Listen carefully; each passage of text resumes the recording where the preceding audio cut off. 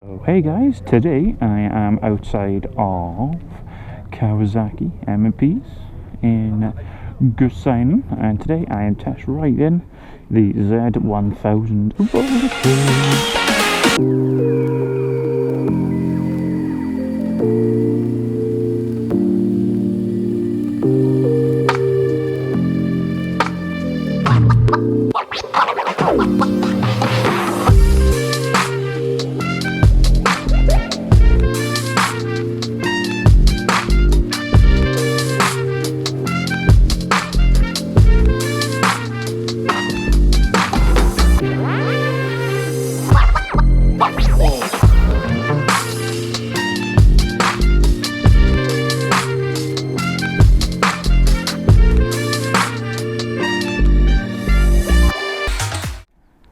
So, the Kawasaki Z1000, this is the standard version.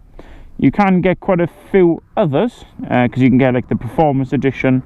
There's the new R out as well, so there's quite a few different editions you can get. So I'll give you a couple of tech specs first. So this is a 1043 cc inline 4.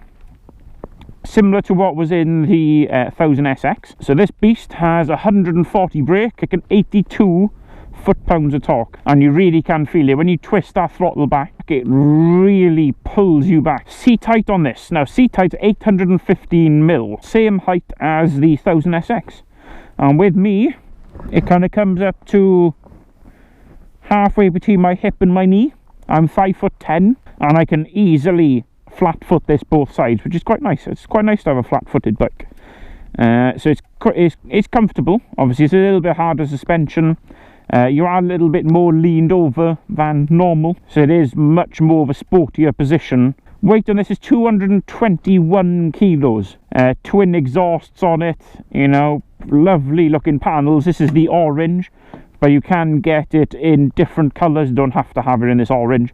You've got it in black, you've got it in the Kawasaki green, and you've got it in that like matte grey and green as well, which is really, really nice. Fuel on this, now because it is 1000, it is going to be quite hungry on that petrol. It is going to be hungry. With this one, you're looking at a 17 litre tank. So it is a bigger tank, but because it is a big 1000, you've got to drink it pretty quickly. Miles per gallon is a bit low, 36 miles per gallon. But again, this is more of a race bike. You can take it touring if you really want to, but there is the 1000SX for that anyway. 36 miles per gallon is only really going to get you about 145 miles on a tank. Again, depends but it depends on how you ride it. And later on, I will show you what 6th is like going 30 miles an hour, and you won't believe what it's like. So this particular one, the prices are going up a little bit recently. This one is well, it's 10,249 quid. Not the cheapest 1000 you can get, because there's the Suzuki 1000 as well. There's lots of other different 1000s that you can get, you know, the MT10, which is actually cheaper than it. But a lot of people get these bikes for its styling, because the styling on these Z bikes are just stunning. They are stunning. Main features this year, so what's different to what it was last year? So the main difference really, there is now a bit of more of an upgraded engine, so it is a little bit more power, a little bit more torquier, and you kind of have an even more of a greater throttle response, so it kind of gets you there super quick to your 60 or to your 70, whatever, you know. It just gets you there a lot quicker than even the previous years. And the other main feature really is its LED headlight, and its a LED tail lamp as well. So let's give you a little bit of a walk around the bike, see what it's like. But the styling again is the very aggressive Z look. It has been like since this, from about 2010 it's been like this since. So this very aggressive kind of like transformer style headlight. It's a stunning looking headlight though, stunning looking. A lot of people don't like it, but to be honest, I love this kind of styling. Again, very aggressive, big lines, pointy lines. Again, that twin exhausts, how awesome that back end looks. Twin exhausts. It is a chunky bike. It is a chunky bike. but it's not as chunky as the Z800, which is a bit strange. Let's have a quick feel of the bike. So it's actual build quality. So again, actually the pillion is quite soft, but I'm not sure how comfortable a pillion will be on these bikes. Not sure how comfortable. It's got like a leathery kind of like Z pattern in it. Really nice, and it is soft. Decent amount of push down in it, so it's nice and soft, but you don't really feel that a great deal on the road, to be completely honest. So let's have a look at the panel. Let's see what you got all together. I should say it's got a nice key. I know that's a bit strange, but it is a really nice key, and it's a perfect place to put it. It's nice and easy to reach. There's nothing in between. Nice and easy to get to. So clutch and your brake. It's a really light clutch, so you're not going to have your hands not going to hurt after half an hour. It's a really light clutch on it. So on these ones, you got your pass light at the back, you got your high beams, low beams, your kind of like standard thing really, and you got your hazards, you got your indicators, you got your horn, and then you've also got your cut-off switch, your kill switch, and your start button. So a very simple kind of console to work with. With the mirrors, now with these ones, you kind of fix them in one place and then move the glass about, which is a bit of a strange thing, but that means that you can actually fit those mirrors in one place, and they're actually die cast mirrors as well, so they are metal mirrors. Okay, so when we start him up, just give him a quick start up. So on the bike you see your tachometer, so you can see, or your revometer, sorry. So it goes all the way 1 to 11. God knows what happens up here. I think warp speed I think you go into. But it starts kind of like down here, and it goes up to here on the LED display, and then it goes up to the LED light at the top. So it kind of goes up and then back down this way. Obviously you've got your indicators, you've got your engine light, your ABS light, neutral light, your high beams light. On your actual little dash here, you've got obviously your gear indicator, how fast you're going, and miles per hour, your clock, and how much fuel you have also. So it's quite a nice little clock there. So let's give her a start up, shall we? So let's get on this side. Let's give her a quick start. So it's that lovely tick over of a 1000. Lovely little verbal. Not too loud a bike. Definitely not too loud a bike. Give it a bit of a rev.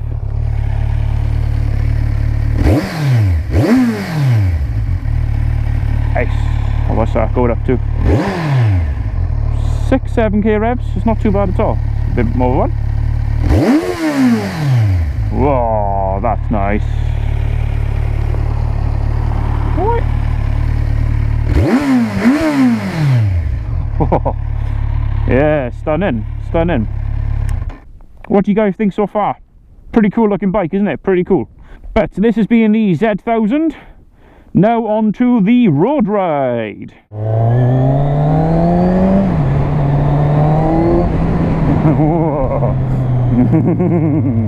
Okay.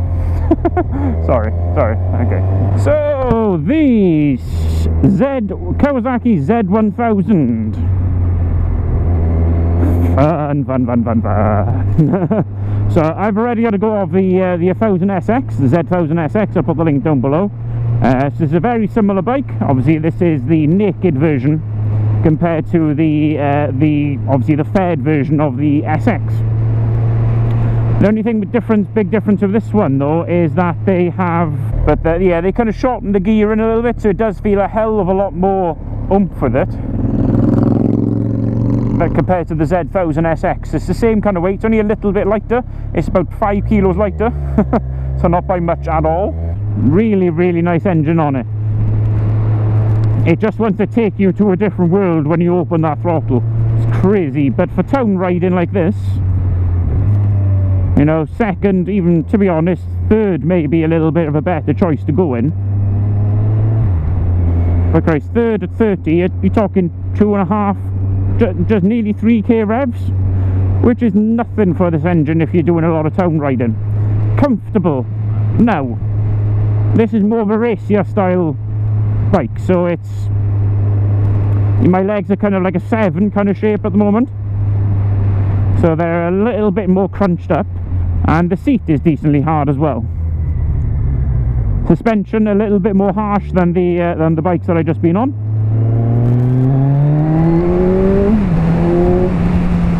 Oh my. Oh dear. Right, yes. But yeah, a lot sportier than the Versys that I've just been on, obviously. So the seat height on this, I believe, is about 815mm. So ain't too bad, to be honest. I'm comfortable. I can flat foot both sides. Easily flat foot both sides. So quite comfortable even for the shorter rider. But probably not too great if you've got kind of a bit like achy knees.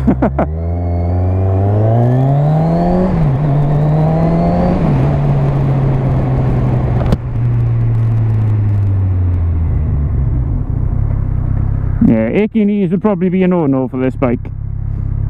But the torquing is just for days talks, for days. But I've always loved this bike. I've been wanting to go on this bike for such a long time. You wouldn't believe how long I've been wanting to go on this bike for. Everybody's going that way today now. Yeah, but you wouldn't believe how long I've been wanting to get onto this bike for. A very long time, I can say that much, a very long time. Okay, 30 to 60. Scared a little. Right, 30 to 60 in second. 3, 2, 1, go. Well, I was nearly 60. It's just everything kind of like comes towards you at that point. Alright, so like a little bit slower. Third this time, so I'd have to shift up at 60. Okay, so 3, 2, 1. Yeah. It gets you there very quickly, and that was third. No, this will give you torque in 6th.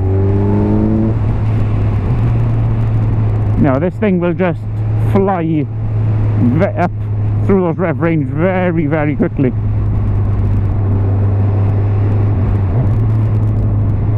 But at 6th, no vibration, and you can tell that by the mirrors. You know, I'm not accelerating that quickly.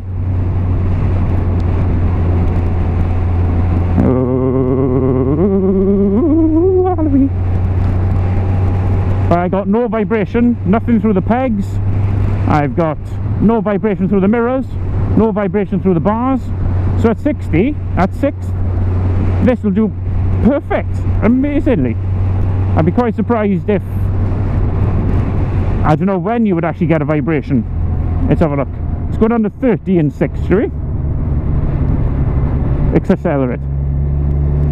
My good God, no vibration. I'm in 6th. 6th. No vibration. What is this wizardry? So, you know, if you were doing a lot of 30, 40 roads, the mile per gallon you would get out of this thing must be out of this world. Now this 0 to 60 is something like 2.5 seconds. Just mental 2.5 seconds to 60. I guess you would have to be quite confident to do that. But everything on the front of this bike is quite low down, so you are in a very sporty position. A lovely intake noise, lovely intake noise. This has got a twin exhaust as well, so I can imagine what this would be like on a, you know, with a Gazard exhaust or an Acura exhaust. This must pop for days and just, oh.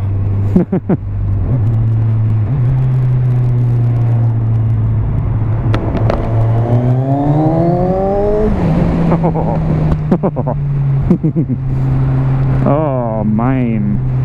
I'm still quite comfortable. I'm getting a little bit of an ache in my right hand, more likely because I'm keeping in the kind of same position with cars in front of me. But my shoulders are comfortable. Everything's kind of quite comfortable at the moment. Suspension, like I said, is going to be hard. So see what it's like on some country roads here now. Yeah, suspension's quite hard.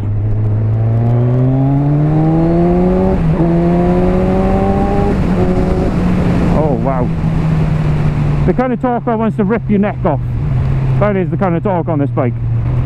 But I can see how kind of fun this bike would be if you properly got used to it and it was your own kind of bike, you know. I think I'll stick in third, I think. But yeah, chuckability, oh hell yes. But you can feel a bit of a weight. What people normally tell me about this bike is it is kind of a bit of a pig. You know, it is a heavy bike. And yeah, I can see that it is a heavy bike. It definitely is a heavy bike.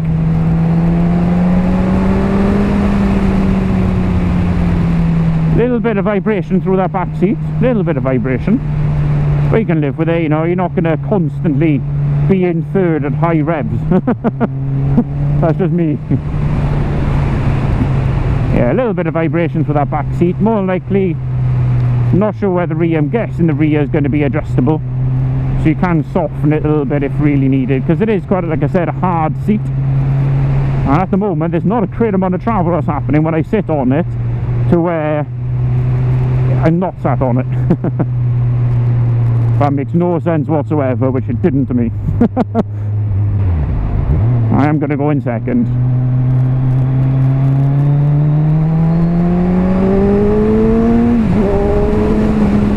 Wow.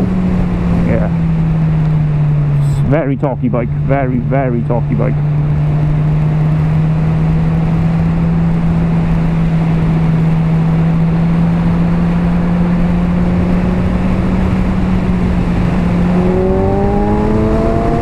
Lovely noise, the stunning noise that this makes when it gets into high revs is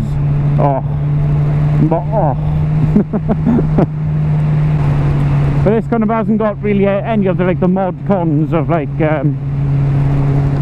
different rider modes and things like that.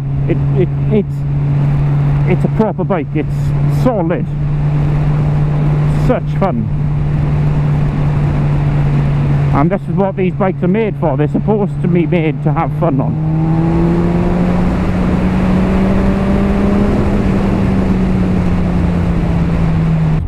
Now, a lot of people have been telling me to try the 1290 Duke, and they said it's an absolute beast. So if it's going to be like this, I know the Duke's a twin, so I have to see what that twin is going to be like. So twins are supposed to be a hell of a lot torquier than what an inline 4 is. Okay, so my thoughts and the conclusion. Would I own one? Yes, I would. Obviously I would own one of these. And it is in my kind of list of next bikes that I want. Yes, okay, it is a little bit more on the expensive side, but you are having all of that fun. That's what you are having, all of that fun. Now I know obviously they brought out their Z900 as well now, so I know that is a very, very similar bike to this. You know, it's a 123 brake on the Z9 and there's 140 on this. There's not a massive difference in specs that way, but this does feel like a hell of a lot more of a torquier bike from what the Z was. The Z was torquey, holy moly, yes, but this is abrupt. It's like rip, like we've said before, rip your head off kind of torque on it. You know, I don't 100% agree with them that they say that it's a bit of a pig to handle. You know, it's lumpy, it's this, it's that, it's heavy to move around. And I don't 100% agree with, I partly agree with that, yes, but I don't think that would put me off buying it. So is this kind of aimed at? This is kind of aimed at the people who love naked bikes, but also love a bit of a race kind of stance as well, or a sports bike kind of stance as well.